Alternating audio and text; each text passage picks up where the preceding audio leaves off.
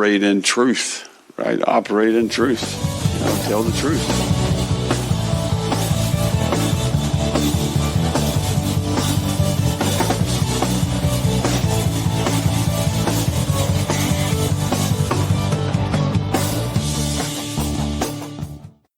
Hello, everybody, and welcome back to the Gator Truth Florida Football Podcast. I'm Daniel, and on this episode, we're going to take a look at the Gators' upcoming matchup against the Ole Miss Rebels this Saturday at noon in the Swamp. Of course, that is noon Eastern Time, 11 a.m. for any of you that might be listening out in Mississippi or, wherever you do watch from or listen. And this is a big game. It's senior day, and with the win here, let's just be honest, these seniors, at least the true seniors, have not had a winning season at Florida, so a win here would be big, as it all but guarantees a winning season for these guys going into the matchup with FSU next week. Of course, a loss here, there's still the chance at 6-6, but then you have to gamble on who you face in the bowl game, quality of opponent, whether they're into it, whether your team's into it, who opts out, who doesn't, things of that nature. So rather than leaving it up to chance, if you win this week, high chance that these seniors get their first winning season at Florida.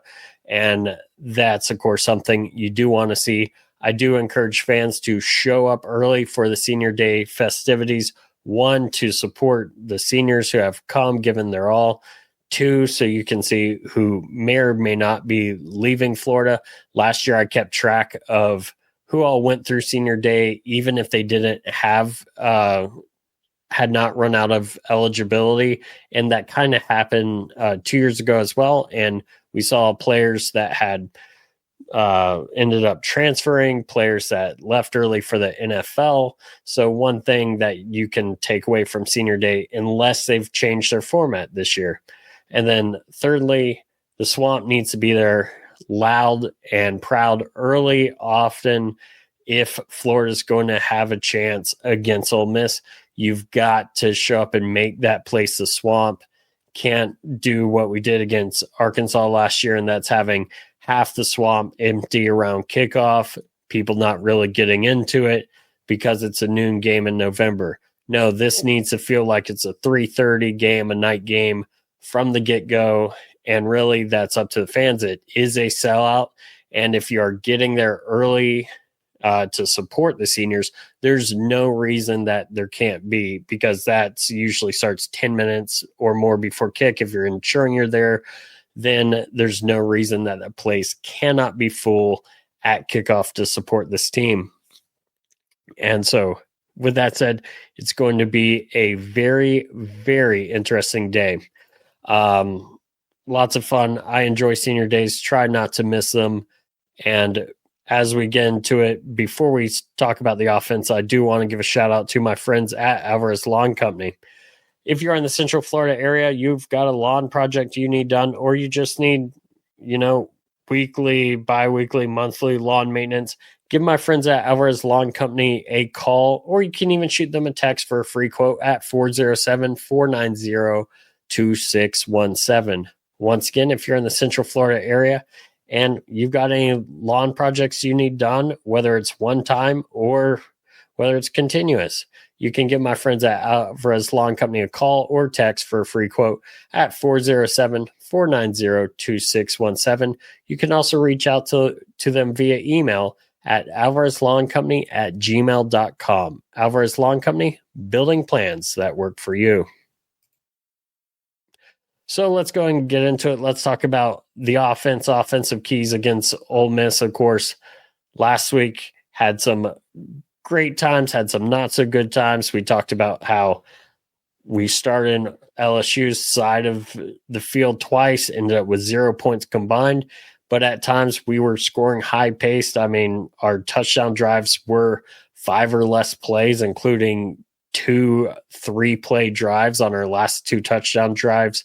So really good things to see there, but also, things that weren't good like that, or we had several more 3, 4 and outs on 3, 4, 5 drives, something like that. So a mixed bucket against Ole Miss, you're going to have to do better.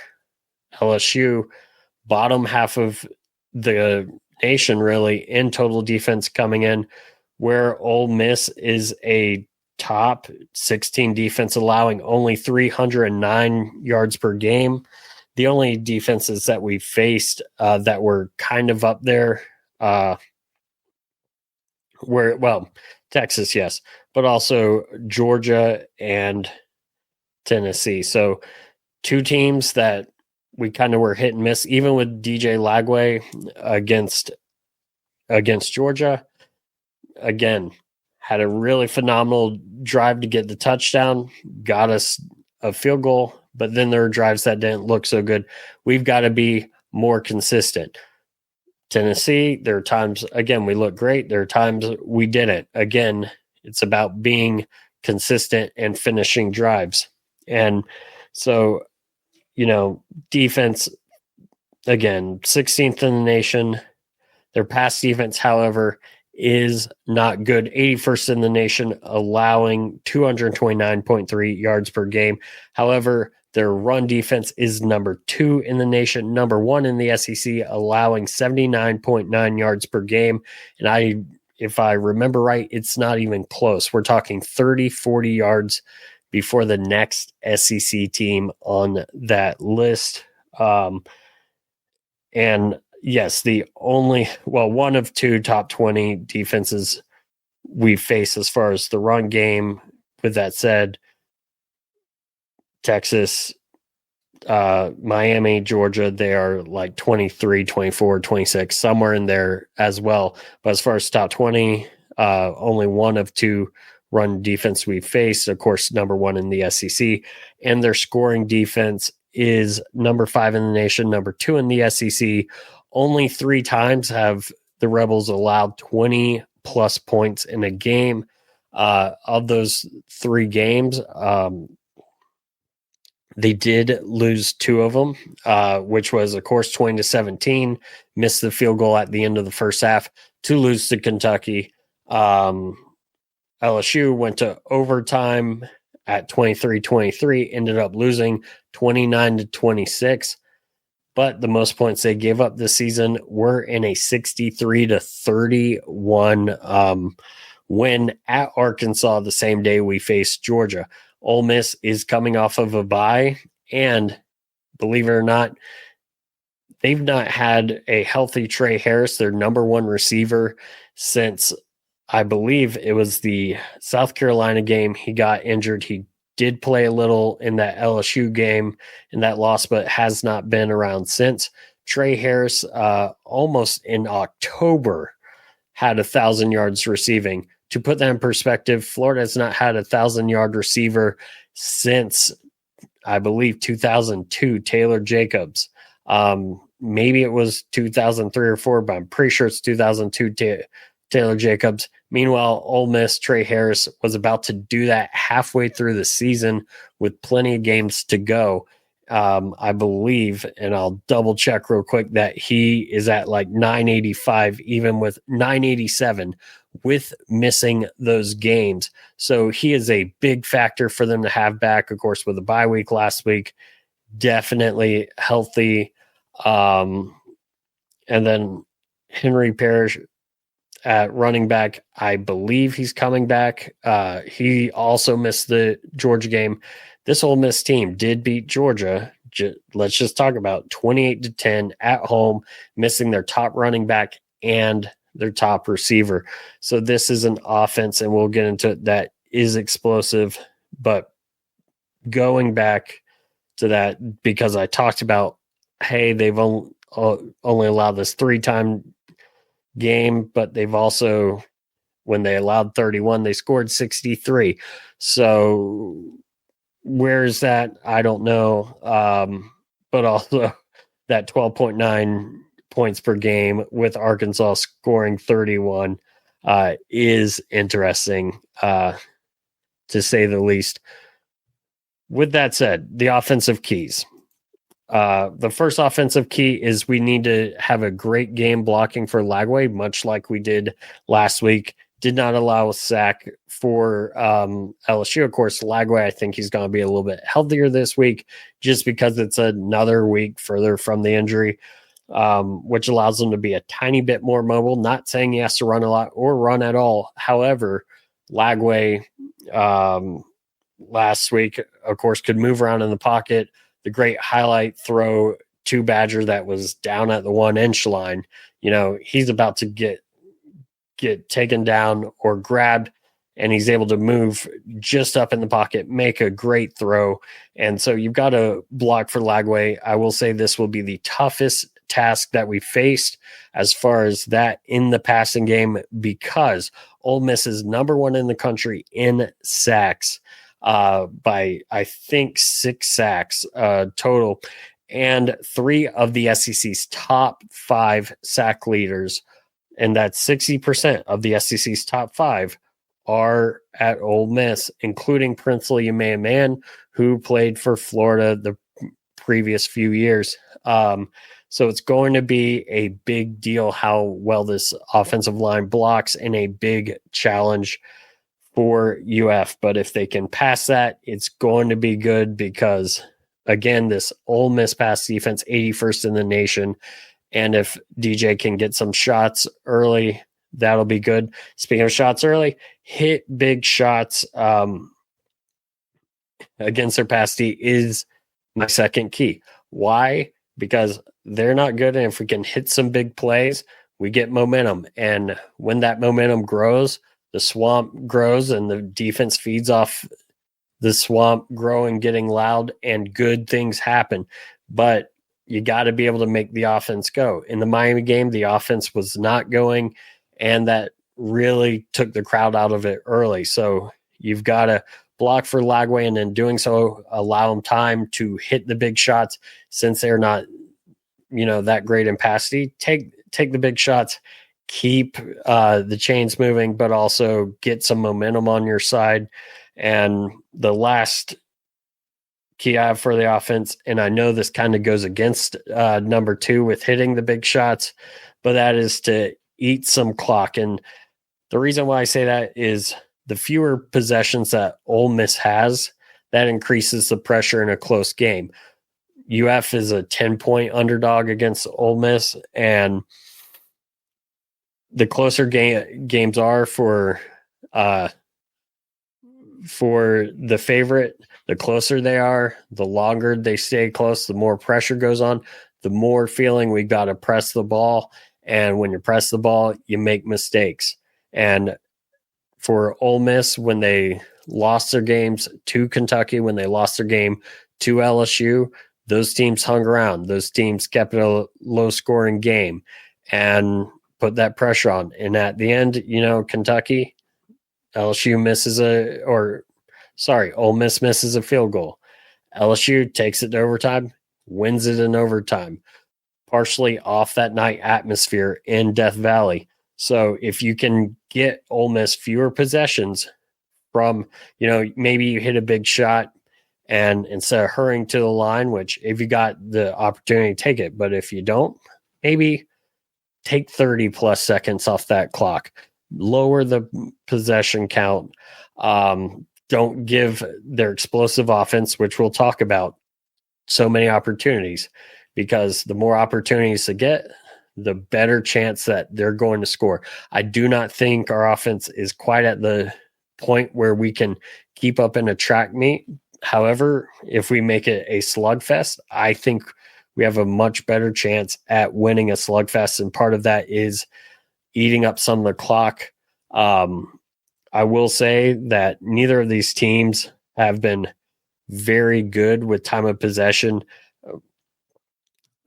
Will Muschamp would be upset, but essentially UF and Ole Miss are tied at 27 minutes per game average possession. And of course, I've talked about on here, time of possession doesn't really matter as much if you're scoring like we did in 3 plays. Well, Ole Miss is more than capable of doing that. I just think, unfortunately, they've got the more explosive team right now, at least from what they've shown so far. And so don't give them as many chances.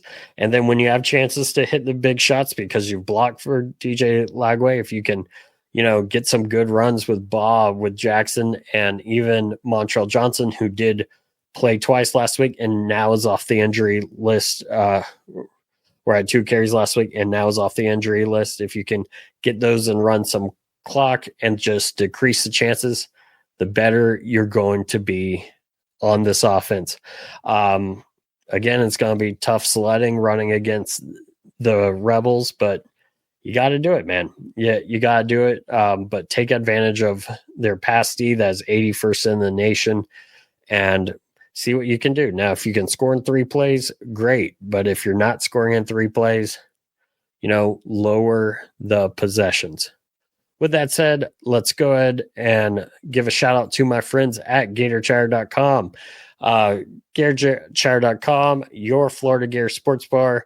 Yesterday, one of the 2 remaining survivor players got eliminated betting on Toledo, who actually cost me a strike earlier in the season. So now it's down to 2 of us. Hopefully I get it right. We can move on. But anyways, lots of fun and games discussion happening at GatorChatter.com. Gator Chatter, your Florida Gators sports bar. All right, now let's talk about the Gators defense against the Rebels offense.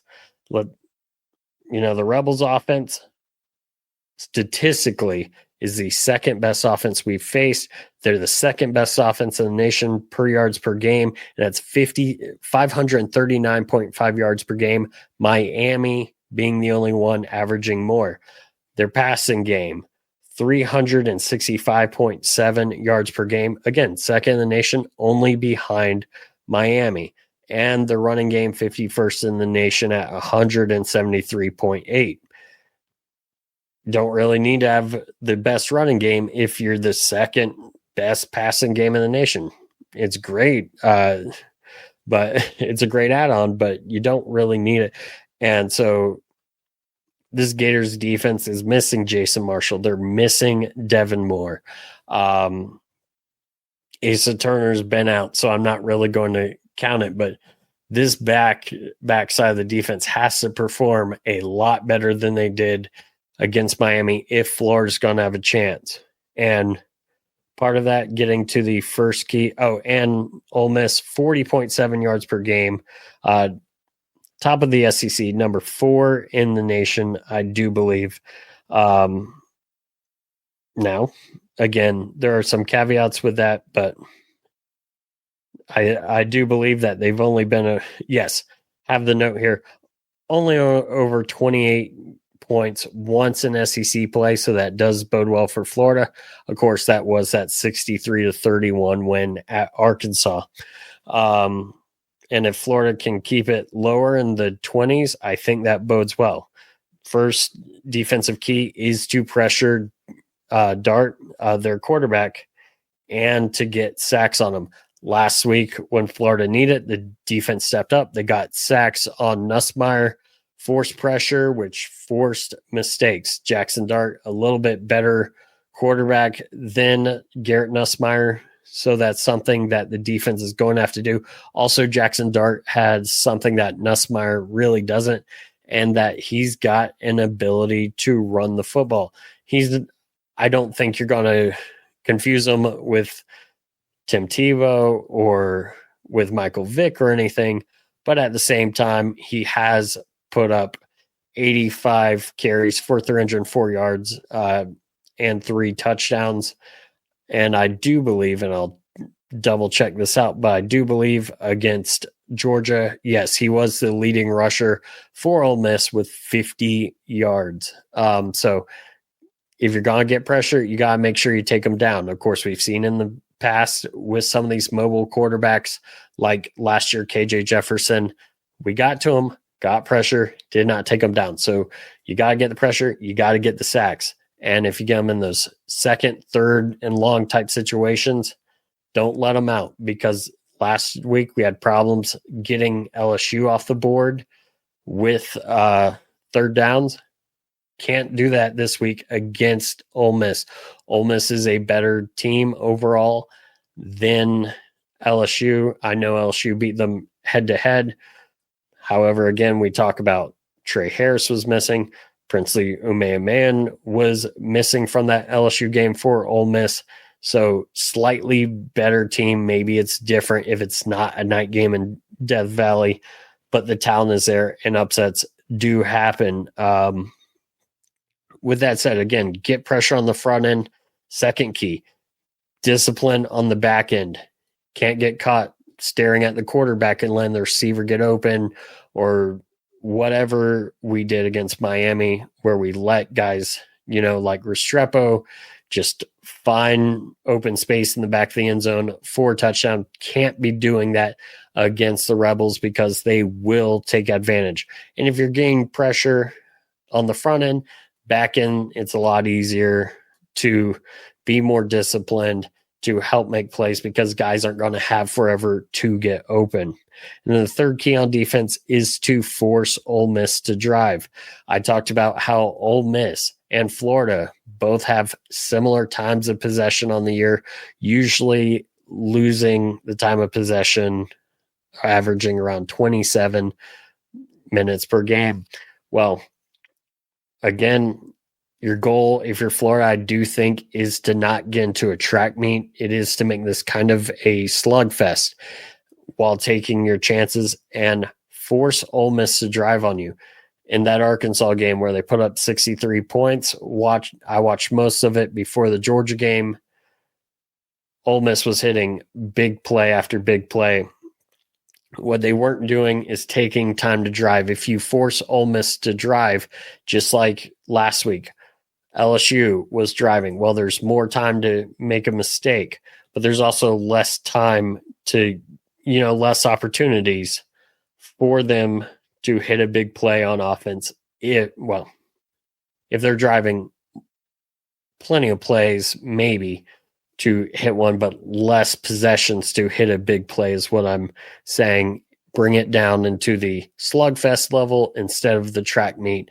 If you force them to take up a lot of time, you could end up holding them, like we saw with old LSU, where you take 5, 6, 7 minutes off the clock, end up with a field goal at best, versus giving them, opportunity after opportunity if they're hitting big plays. And if they're driving, again, more chances for something to mess up, more chances to get that fumble that changes the game, and also limits their opportunity, because this is an offense that is really feast or famine. So if you're getting pressure, if you're disciplined on the back end and you force them to drive like you did LSU, keeping that score low, it's a lot better chance for the Gators. So with that said, just to go over everything, my offensive keys for the Gators are to block for Lagway, give him time to throw, and then when you get the time, you've got to hit the big shots when the opportunity is there. This is not a great passing defense statistically. Hit those big shots, and then if you can, also eat clock. Now, again, if you've got a big shot where you've got 6 and you are like, hey, we'll take, and I'll gladly take 6. I just don't know if we can consistently do it. We've not shown the ability to. Hopefully we get it together this week. But if you're not hitting a big shot, it's okay. Eat the clock. Give fewer possessions for Ole Miss for their explosive offense. Less possessions means a lower score. Lower score means a tighter game. Tighter game, the pressure is on the favorite, and that's when underdogs can pull it off. And then on defense, pressure, dart, get sacks, force them into long situations. And then on the back end, play discipline. Don't allow Trey Harris or another one of the receivers, Juice Wells, to find ways to just get into space and then catch the ball and run. And by doing so, you're going to force them to drive. And Ole Miss really, based on their time of possession and other things, do not do well with too many long drives. They like to score quick. They like to move quickly. But if you're forcing them in those long drives, again, you're taking drives out of the game, opportunities to score out the game. Game stays closer. Closer the game is, better opportunity for the win if you're the Gators. And so with that said, I would also say we can't have any of these stupid penalties like last week where you end up with a first or second and 25 because you immediately get a holding and then a delay of game or legal procedure or whatever, false start. When you have the ball on the opponent's side of the field, can't see any more of these 12 men on the field on special teams. It's become a meme in Gator lore at this time. And that should never be a meme. It should be something that maybe happens once a year. It shouldn't be something that we see in multiple games a year. Can't do that against a team of Ole Miss caliber. This is an Ole Miss team that's poised to get their third 10-win season in 5 years with Lane Kiffin. They had 2 in their history before he took over. Gotta take this one if you're the Gators. Try and deny them that and help guarantee a first winning season for your seniors. With that said, this is a defense I think can step up. I do think the crowd could be the difference. I mean, if I'm to pull up, where they have played their away games were Wake Forest, South Carolina. Of course, South Carolina, I think, is underrated, but they're not the Swamp. They went to Death Valley. They lost. They went to Arkansas. And Arkansas is nowhere near the Swamp when we talk about toughest places to play.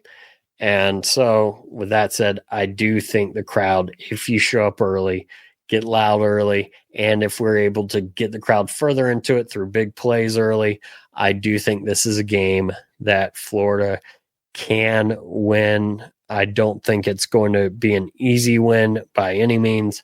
Again, there's a reason why we're 10-point underdogs. But with that said, I think Florida can make this with how the defensive front's been playing, with Lagway's ability to hit some deep passes. Number 1 quarterback rating, I do believe, on deep passes in college football. With that said, I do think this is a chance for Florida to come out, and we'll go ahead. We'll switch up the score from last week just a little bit. We're going to go with Florida 27 to Ole Miss 21. I just think maybe we see a few of those turnovers. We're able to protect Lagway, and with a few big plays, whether it's by Baugh, Badger, or whoever, we're going to be able to do just enough, keep the score low, and then we're going to be able to get to 27. I think the key on Ole Miss is get to 20 and hold them to the lower 20s. I think that is possible. We will see if it happens or not, but I'll go and predict 27-21 for the Gators. And with that said, thank you all for listening. And as always,